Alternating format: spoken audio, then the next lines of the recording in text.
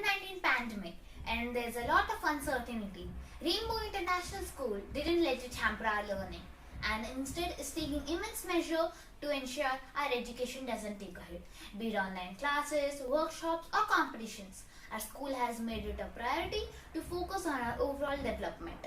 Even extracurricular activities are given the attention they need.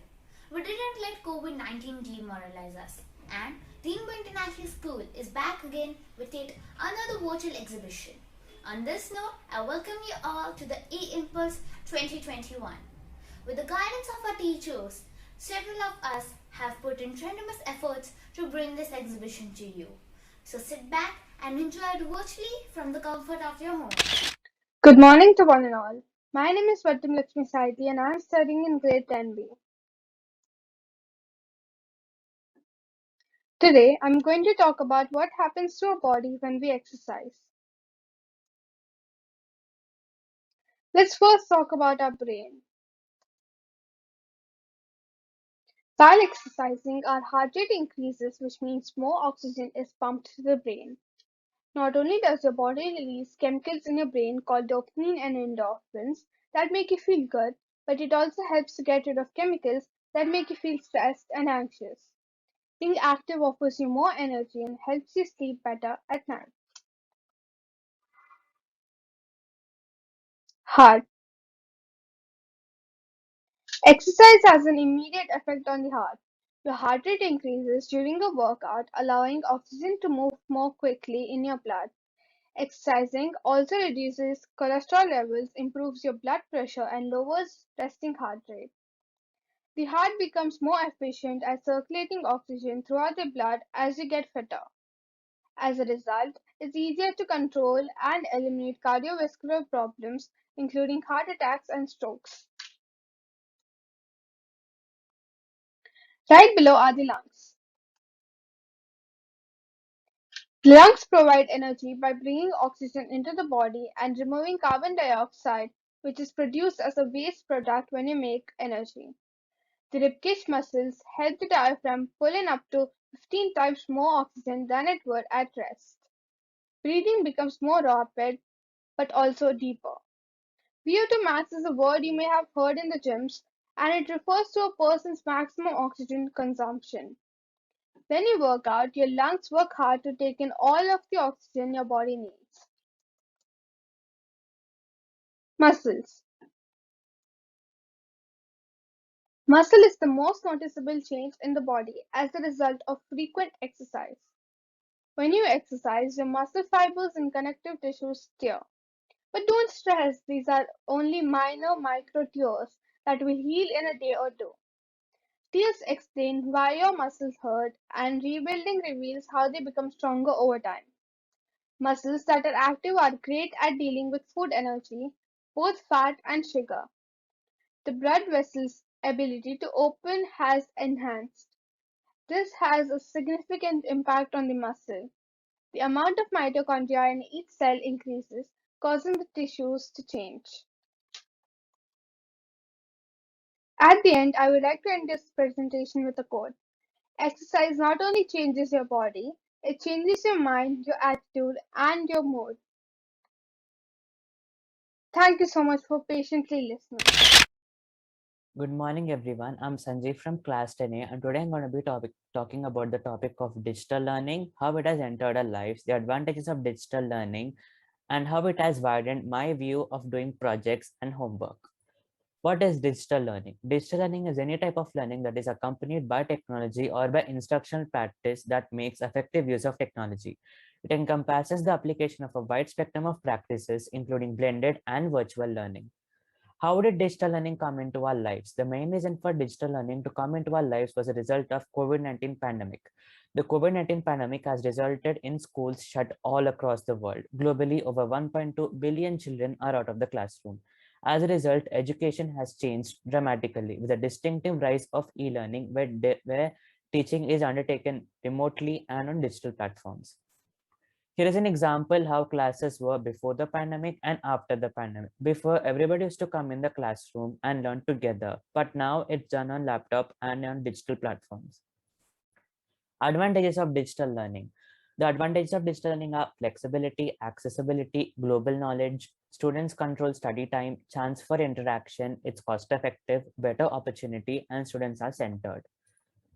Here is an example of how digital learning has widened my view in terms of doing homeworks and projects. Normally, in terms of subjects, homeworks are given like posters, travel brochures, flip books, or charts or something else in other subjects. But digital learning has made it easier. Before, everything was done on paper where it used to take a lot of time and we couldn't like reset it. But now digital learning has changed everything. Here is an example of mine. I did a poster with regards to digital learning. You could like change the color of the background, you could change the text, you could change the color of the text. You can also like add different types of tools which you like, or to make it effective, to make it more attractive, you can even use animations over here. There are like many different options to choose from. It's up to you, whatever you want to make. So digital learning has completely changed our lifestyle and everything. Digital learning widened my view and everybody else's view in terms of doing homework or projects. I hope you like this presentation with regards to digital learning. I would like to say learning is good, but with digital technology, learning is easy. Thank you.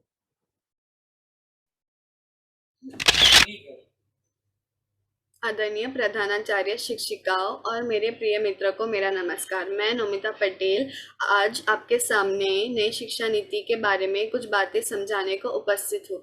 जैसा कि हम सभी को विदित है, केंद्रीय सरकार ने 2020 में नई शिक्षा नीति की घोषणा की थी, जिसका मुख्य उद्देश्य भारतीय शिक्षा प्रणाली को बेहतर बनाना है और छात्रों का सर्वगुण विकास करना है। नई शिक्षा नीति का लक्ष्य वैश्विक ज्ञान महाशिक्षा है। पिछली शैक्षणिक संरचना 10+2 प्रणाली थी और नई शैक्षणिक संरचना 5+3+4 है। 5+3+4 प्रणाली को 4 चरणों में विभाजित किया गया है: आधारभूत चरण, प्रारंभिक चरण, मध्य विद्यालय चरण, हाई स्कूल चरण। आधारभूत चरण, इसकी अवधि 5 वर्ष है। इसमें प्री प्राइमरी स्कूल के 3 साल और वर्ग 1 और 2 शामिल है। आयु समूह 3 से 8 वर्ष है। प्रारंभिक चरण, इसकी 3 साल की अवधि है। इसमें कक्षा 3, कक्षा 4 और कक्षा 5 शामिल है। आयु समूह 8 से 11 वर्ष है। मध्य विद्यालय चरण, इसकी अवधि 3 वर्ष है। इसमें कक्षा 6, कक्षा 7, कक्षा 8 शामिल है। आयु वर्ग 11 से 14 वर्ष है। मध्य विद्यालय स्तर पर कंप्यूटर कोडिंग कक्षा 6 के बाद के छात्र को पढ़ाया जाएगा। परिणाम स्वरूप वे कम उम्र से ही सॉफ्टवेयर और एप्लीकेशन डेवलप करना सीखेंगे। हाई स्कूल चरण, इसकी अवधि 4 वर्ष है। इसमें कक्षा 9, कक्षा 10, कक्षा 11 और कक्षा 12 शामिल है। आयु समूह 14 से 18 वर्ष है।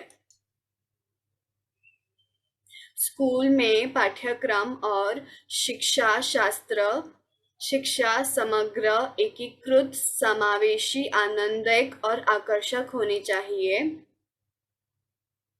यह सुनिश्चित करने के लिए कि ग्रेड 1 में प्रवेश करने वाले सभी छात्र स्कूल के लिए तैयार है।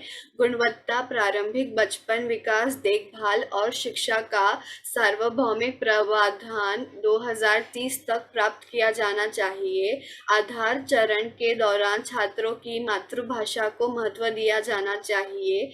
नई शिक्षा नीति का उद्देश्य वास्तविक समझ की ओर बढ़ना है और छात्र को रटने से दूर रखना है। प्रत्येक विषय में पाठ्यक्रम सामग्री को कम करे। शिक्षा क्रिटिकल थिंकिंग, पूछताछ आधारित, चर्चा आधारित, खोज आधारित, विश्लेषण आधारित होनी चाहिए। अनुभवात्मक शिक्षा, इसमें निम्नलिखित शैक्षणिक दृष्टिकोण शामिल है: कला एकीकृत शिक्षा, खेल एकीकृत शिक्षा, कहानी कहने पर आधारित शिक्षा। बहुविषयक शिक्षा, विषयों का व्यापक चयन, इसमें सुधार होगा। महत्वपूर्ण सोच, रचनात्मक सोच, कोई स्ट्रीम सिस्टम नहीं होगी। एक छात्र अपनी रुचि के किसी भी स्ट्रीम का विकल्प चुन सकते हैं। उदाहरण के लिए वह खातों, इतिहास और भौतिक का संयोजन ले सकते हैं।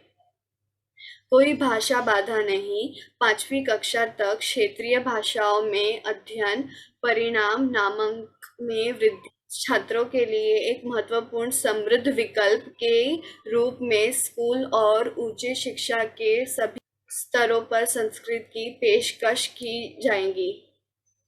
व्यावसायिक शिक्षा, कौशल पर ध्यान देते हैं। 6वीं से व्यावसायिक विषयों का विकल्प, उदाहरण कोडिंग, पोट्री, बागवानी। शिक्षा में डिजिटलाइजेशन, ग्रामीण क्षेत्रों में डिजिटल ले जाना, क्षेत्रीय भाषाओं में उपलब्ध कराया जाना, विकलांगों के लिए। भारतीय कला और संस्कृति को बढ़ावा देना एक प्राथमिकता है जो न केवल राष्ट्र बल्कि व्यक्ति को भी लाभान्वित करेगी। छात्रों को उनकी संस्कृति से परिचित कराना आवश्यक है जो उन्हें अपनेपन और पहचान की भावना रखने में सक्षम है बनाएंगे और उन्हें अपनी संस्कृति और परंपराओं को महत्व देने में भी मदद करेंगे। छात्र को अपने सांस्कृतिक इतिहास, भाषाओं, कला और परंपराओं की एक मजबूत भावना विकास करनी चाहिए जो उनके आत्मसम्मान को भी बढ़ावा देगी और साथ ही साथ उनके समाज को भी लाभान्वित करेंगी। धन्यवाद। Hello to all. Myself, Ananya Shakre of 10th, will be presenting to you Class 10th E-Impulse of 2021 to 22 with a topic being reported speech. Firstly, let's know what is reported speech. The word spoken by a person can be reported in two ways, direct and indirect. When we quote the specific word spoken by a person, we call it direct speech. For example, Sohan said to Mohan, I am going to school. But in indirect speech, with the earlier example, we give the substance of what Sohan said. Sohan told to Mohan that Sohan, was going to school. From direct to indirect speech, we are supposed to remove all the inverted comma and quotation marks and always end the sentence with full stop. The tense of a verb inside the quotation marks and commas should be changed. There are also changes in affirmative sentences, pronouns, situations, and word order. In case of question answer sentences, for yes and no question, use it or whether. For WH questions, use the WH word. In case of present and future tense, note if the original speaker's present and future is still present and future, the tense remains unchanged. Finally, in the case of modal verbs, can changes to could, will changes to would, shall to may, and may to might. But would, should, could, might, ought to, and must are unchanged. So now that we have understood a gist of what reported speech is, let's play a game to understand your knowledge. I have some questions related to a conversation I will be telling you between two friends. All you have to do is just convert the conversation into indirect speech. But I will be asking only random three to you, and you will be given 20 seconds to read and 10 seconds to answer.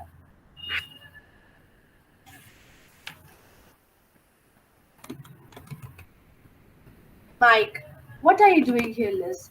I haven't seen you since June. Liz, I have just come from my holiday in Ireland. Mike, did you enjoy it? Liz, I love Ireland, and the Irish people were so friendly. Mike, did you go to the Wicklow Mountains? Liz, it was my first trip. I can show you some pictures. Are you doing anything tonight? Mike, I must arrange a couple of things, but I am free tonight. Liz, you might come to my place. What time shall we meet? Mike, I'll be there at 8. Is it all right? Now, I will be presenting the question and the conversation to you, and you will be given some time to read.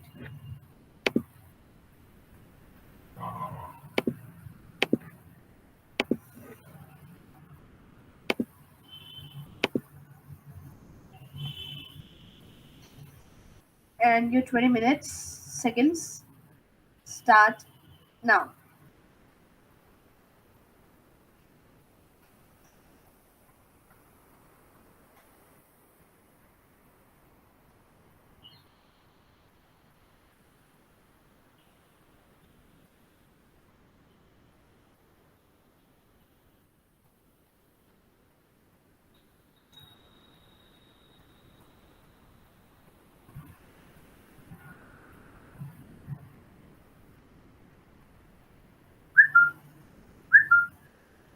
Your time is up, and now I will be asking you the questions. So, the first question will be the third one. Mike wondered if dash it. The third one, Mike wondered if dash it. The time starts now.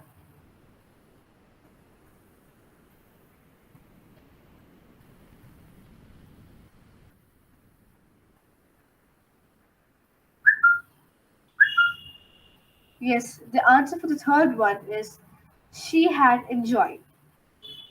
Now, for the next question, the fifth one. Mike wanted to know dash to the Wicklow Mountains. And the fifth one, now your time starts now.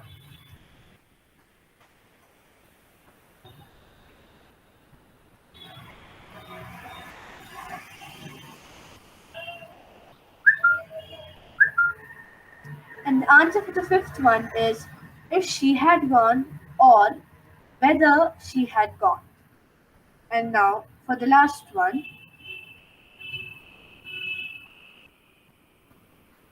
the 11th. Mike said he dashed there at 8. And your time starts now.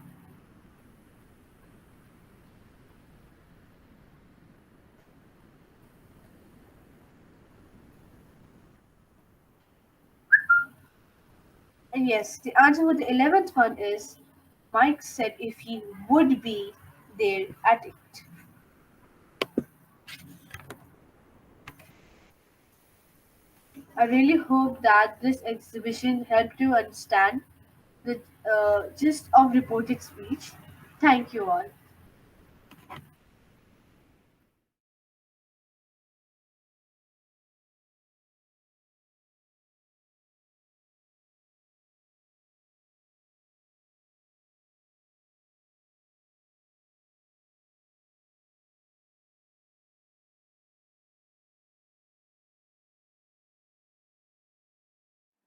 Hello everyone, my name is Krish Pant of class 10th B. I am a part of the IT Impulse and I will be showing you through the project I made using Python. For those of you who don't know Python, it is one of the most popular programming languages in the world. It has created the Netflix recommendation algorithm and also the software for self-driving cars. It is a general purpose language, which means it is designed to be used in a range of applications, including data science, software, web development, automation, etc.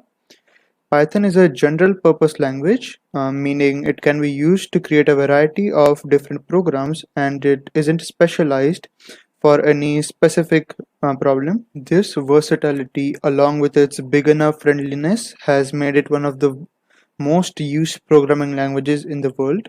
Since you know Python now, one might ask, how do I start coding? To start coding any language, an IDE is required. IDLE is Python's integrated development and learning environment. It allows programmers to easily write Python code. Just like Python shell, IDLE can be used to execute a single statement and create, modify, and execute Python scripts. Using Python, I have created a Discord bot. Discord is a free voice, video, and text chat app which is used by tens of millions of people to talk to communities and with their friends. Discord bots are AIs that can perform a number of useful automated tasks and bot commands on a server. such as welcoming new members, moderating content, and banning rule breakers. Now let's go to the fun part. To start, we will need some modules. Discord PY is one such very important module which is required to create a bot using Python. You will need to install and import all your modules. As you can see, some of the modules which I've imported: Discord, JSON, random, date, time, etc. You also need a prefix for your bot. A prefix is something that you attach before every command. If you don't add a prefix, the command won't work as the bot won't recognize it. Now let's start with some bot commands. Command is something which a user sends in the chat and the bot executes the task dedicated to the command. And of course, your command should begin with a prefix of the bot. For example, let me show you a mute command which I have created. Or let's do temp mute, which mutes a user for a specific period of time. So let's say I don't know how to use the command, so I can just type nhelp and the command name, which is temp mute. So the bot shows me the required fields which I need to type. So which it's in the prefix, the command name temp mute, the member who I need to mute, it is my alternate account, and the duration, let's say 1 minute. So now I have muted my alternate account. It says that it has been muted for 1 minute, and since I didn't provide any reason, it says no reason provided, none. Let's see if it actually got muted.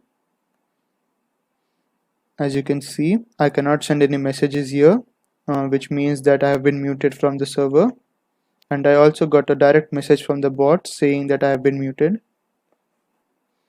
Just like this, there are many commands in a bot. My bot currently is focused on moderation commands, and I've also added some game commands.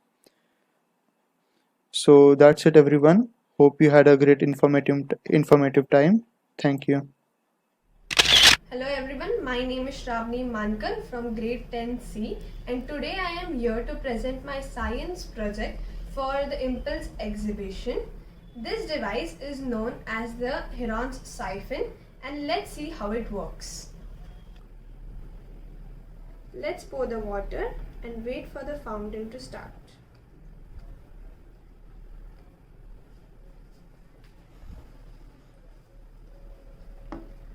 I have made use of plastic and some straws.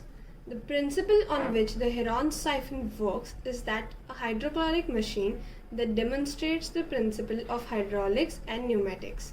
Flow of water from high gravitational potential energy to low gravitational potential energy causes a fountain to form due to increasing pressure on the inside of the system. The gravitational potential energy of the water, which falls a long way from the basin into the lower container, is transferred by the pneumatic pressure tube. Only air is moved upwards at this stage to put the water from the upper container a short way above the basin.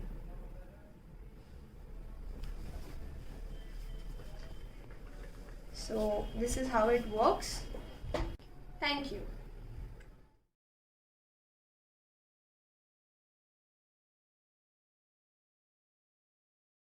Hello everybody, my name is Sanya Pradhan. I am from grade 10th B, and today I am going to be explaining you about a theorem from the chapter circles. The theorem states that the lengths of tangents drawn from an external point to a circle are equal. So this is a kind of a model or a diagram I've made. So this is a circle with a center point O, and we have an external point P, and from here we have two tangents, which is PQ and PR. So I'm going to explain you how this theorem is done. So I have this, and I've written everything. I've written the theorem, and I'm going to explain it how it's done. So we have been already given that we have given a circle with O, and we've also been given tangents PQ and PR. So now what we have to do is we have to prove if PQ is equal to PR, PQ is equal to PR. So for that, what we're going to do right now is we're going to join OQ, OR and OP. We're going to join these, and then we're going to tell how in triangle OPQ and OPR, how they are equal, so how they're congruent. So to do that, we're going to find some reasons, which is going to be first angle OQP and angle ORP. Angle OQP and angle ORP are equal. How? Because they are both 90 degree. Then the other one is OP is equal to OP. OP is equal to OP because it's common between the both triangles. Then OQ is equal to OR because radius of the same circle.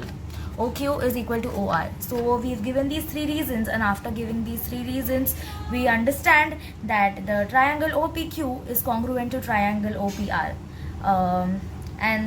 If we understood that it is congruent, then we of course understand that PQ is equal to PR, and the reason we will be giving is CPCT.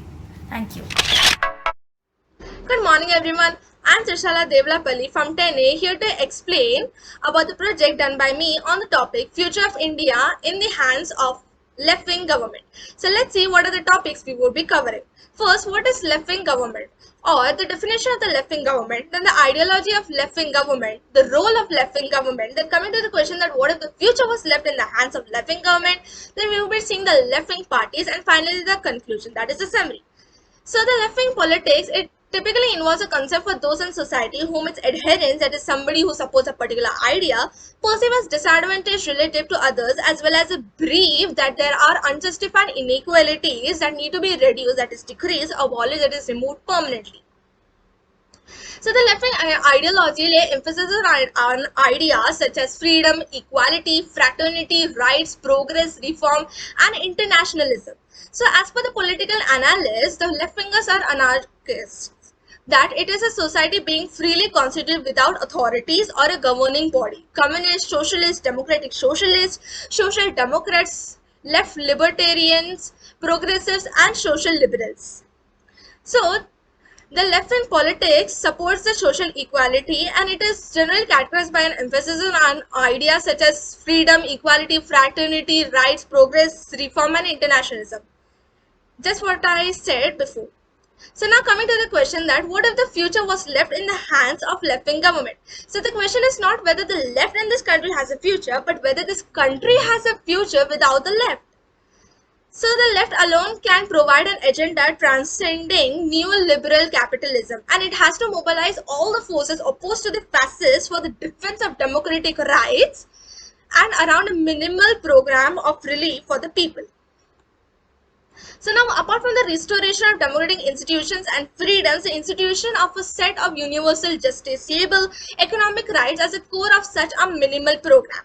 And these would consist, or these would include the right to food, the right to employment, the right to free and quality healthcare through a nation health service, then the right to free and quality education through government-run neighborhood schools, and the right to advocate old age pensions and disability benefits. So now let's see the left-wing parties. So the left-wing parties are Communist Party of India, Communist Party of Marxists, and minor left-wing parties, or the minor left parties. So now let's see the conclusion. Let's sum up.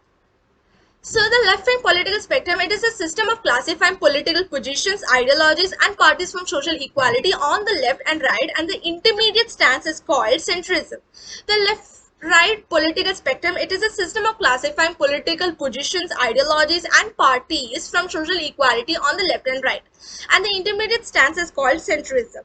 Now at the present, the terms left-wing and right-wing are used for the liberals and conservatives, but they were originally coined by the politicians during the French Revolution. I would like to thank you all for listening to me with patience. Thank you and have a great day.